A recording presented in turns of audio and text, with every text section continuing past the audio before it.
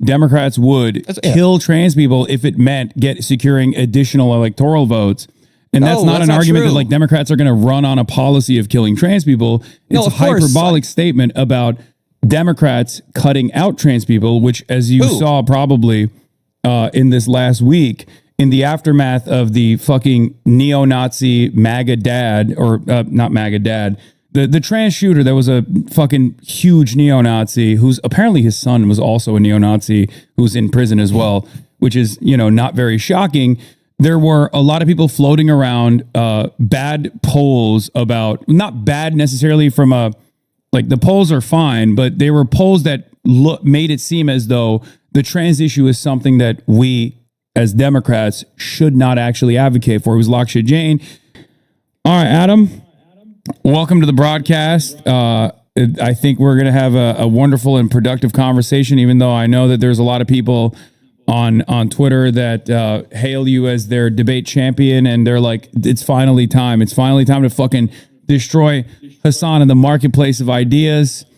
I don't know if that'll happen, but wait, is there audio echo, chat? Is that what's going on? Oh yeah, you're hearing me a little bit, I think, from your end. Let me fix that.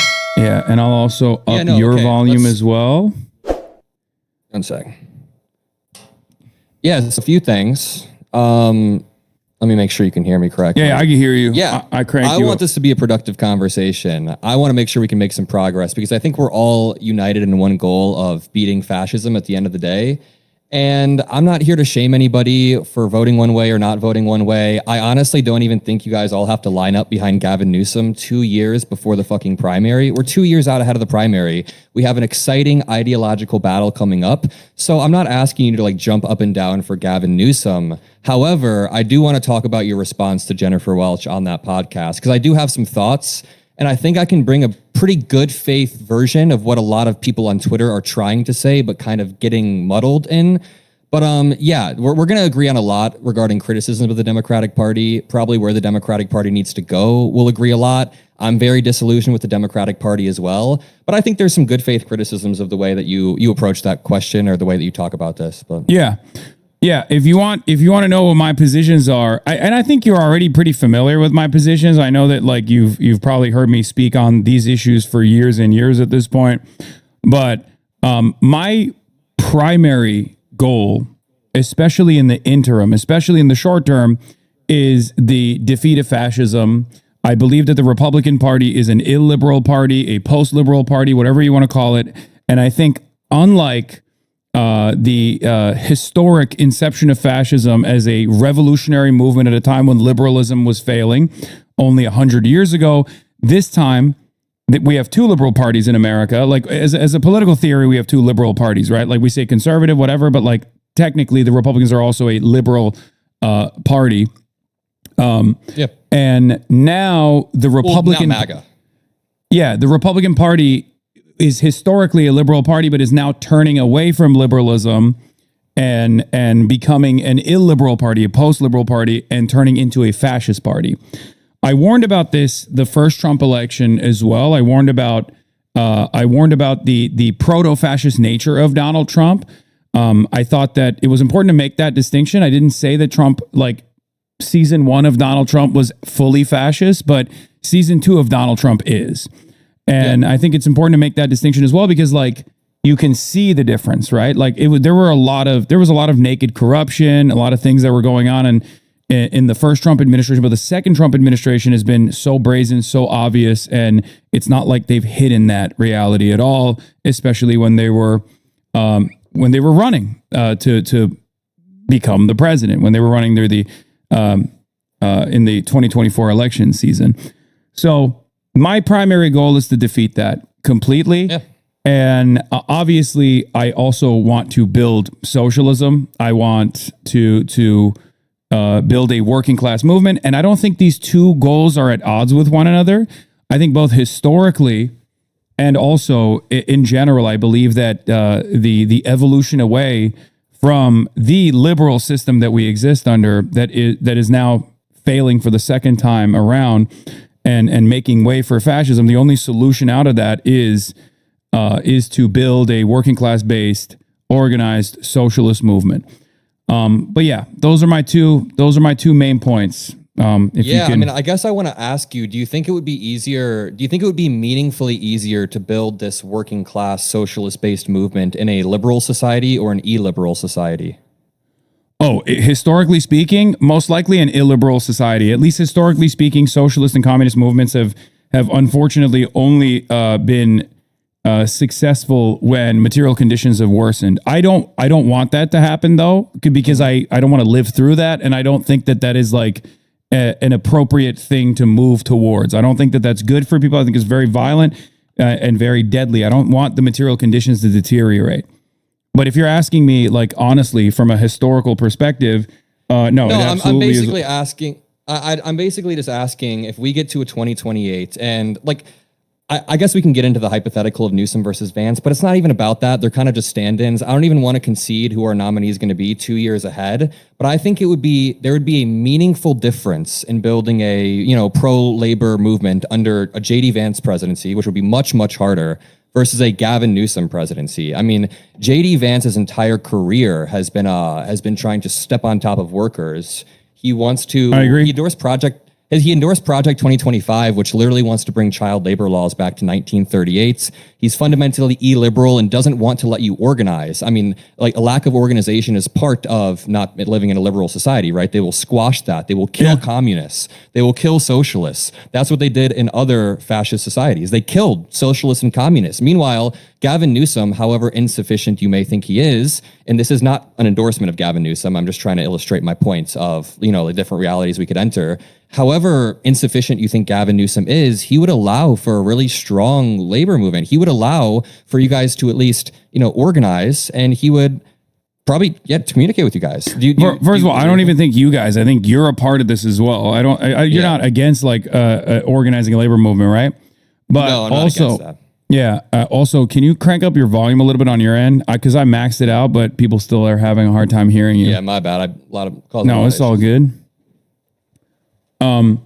As far as like what's better rooms for organizing, it's not even a necessary part of this discussion because I know that it is. I know that no. The reason why I'm saying it's not a necessary part of this discussion is because given the option between Gavin Newsom and JD Vance, I'm not saying that Gavin Newsom is going to be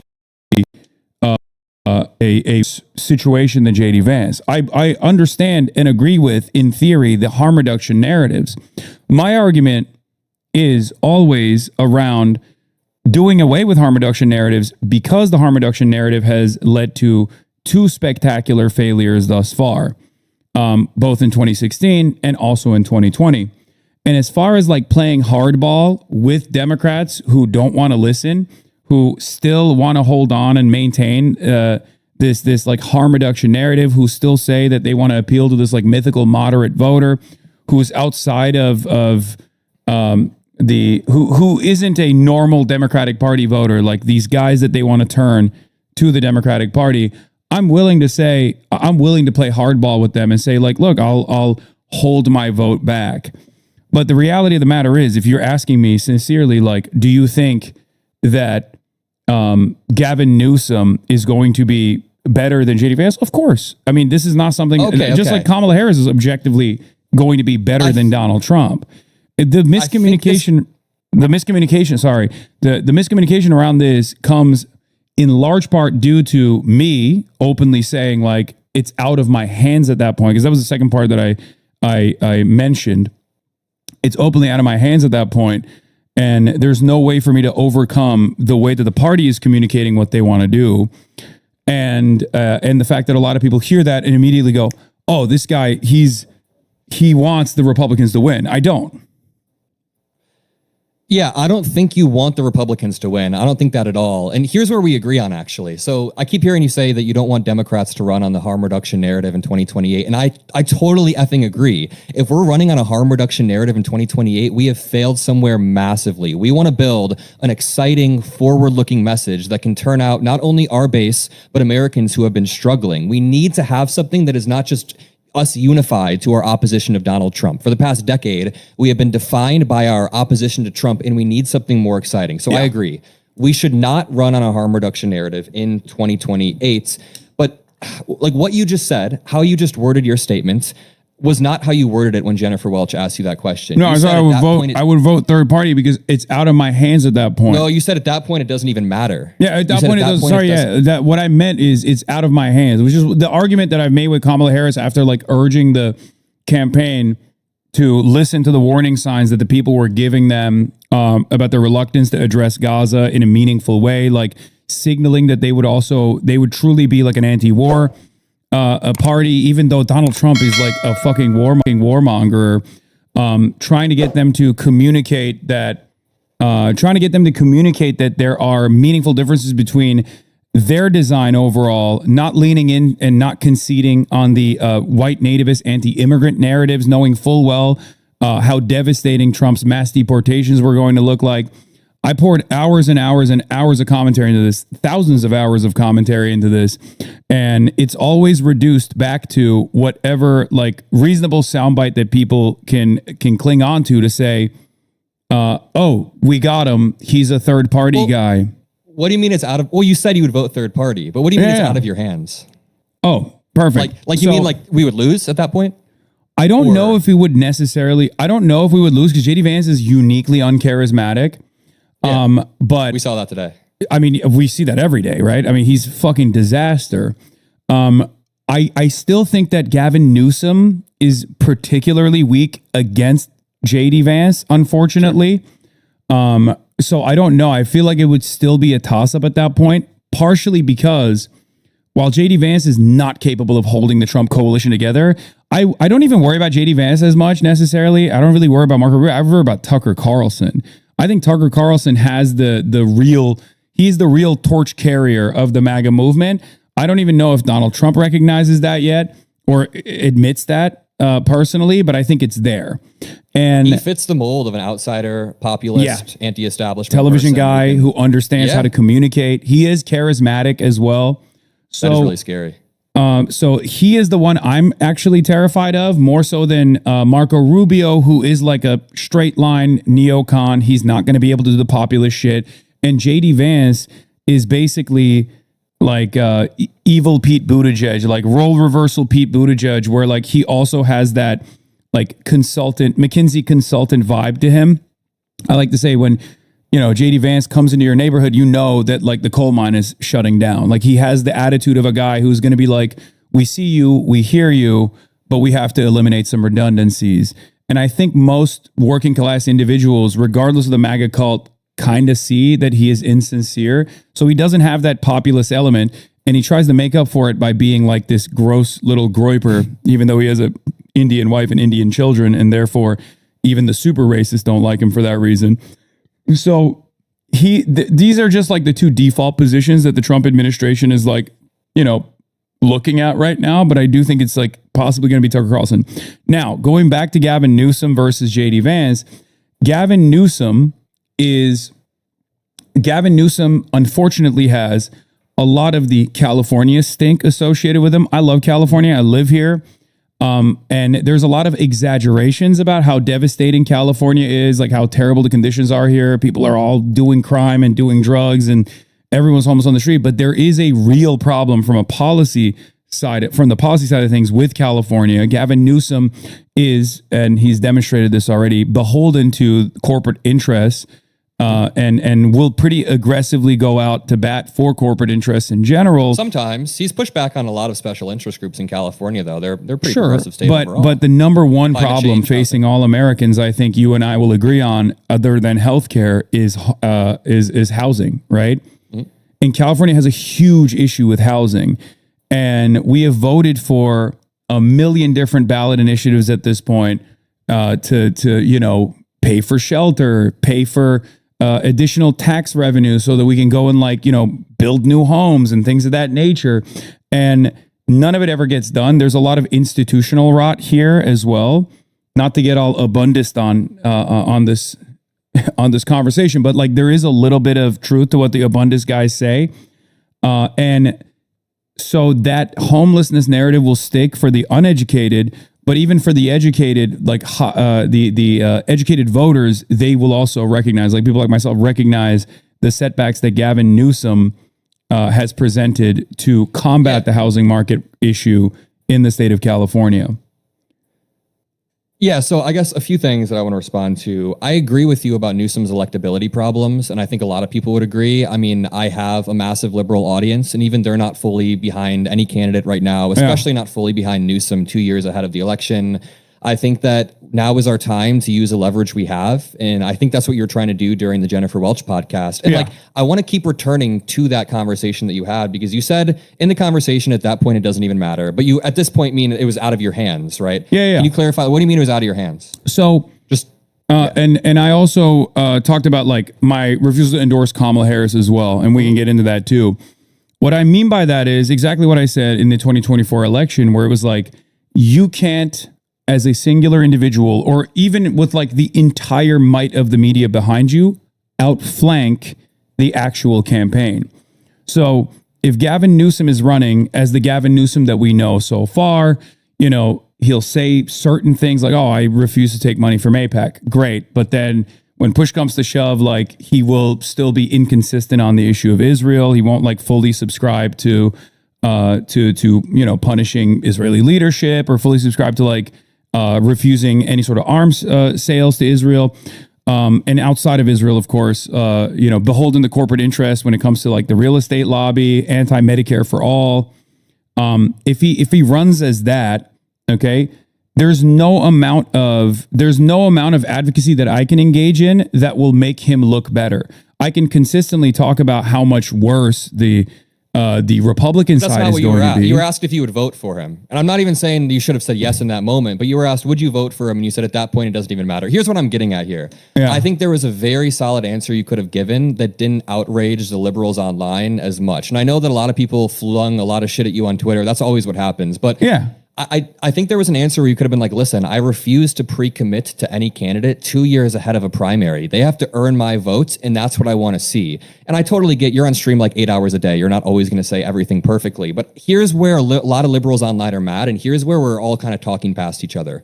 I see a lot of people online saying, all liberals want us to line up behind Gavin Newsom 2 years before a primary. And that's not even the argument that any of us are making. I think where a lot of liberals have problems with the way you speak about the Democratic Party is that you try to minimize the gap between the Democratic and Republican Party. So I can totally grant that you meant to say like, well, you were asked, you were asked, would you vote for J.D. Vance or Gavin Newsom? You said, I'd vote third party. At that point, it doesn't even matter. It feels like you're drawing a false equivalency. And then a few days later, you basically said, Gavin Newsom will only be marginally better than whatever Republican candidate there is. Then you said, Democrats have literally written you out of existence regarding trans people. Wait, did you see the rest of that quote?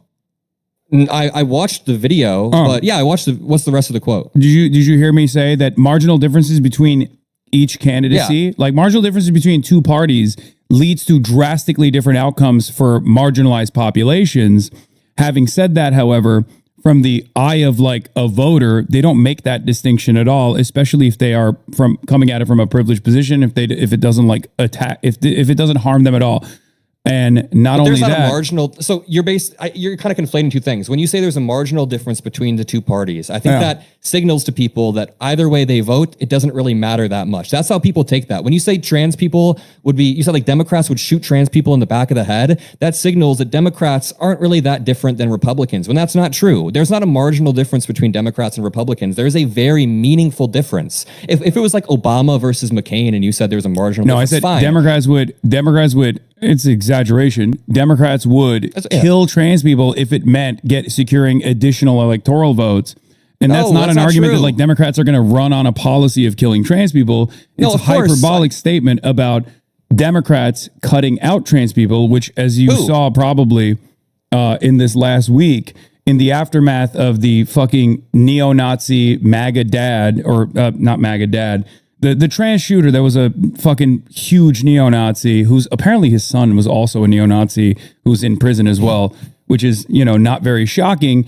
There were a lot of people floating around bad polls about, not bad necessarily from a, like the polls are fine, but they were polls that made it seem as though the trans issue is something that we as Democrats should not actually advocate for. It was Laksha Jain. And I always go back to obviously the first week after the Kamala Harris election defeat, where a bunch of prominent Democrats who got yelled at, to be fair, by other Democrats in the caucus, but a bunch of prominent Democrats went on television and immediately were like, we lost because of the trans stuff. They put a lot of overemphasis in the Kamala Harris is going to give bottom surgeries to Guatemalan transgender prisoners in immigrant detention facilities.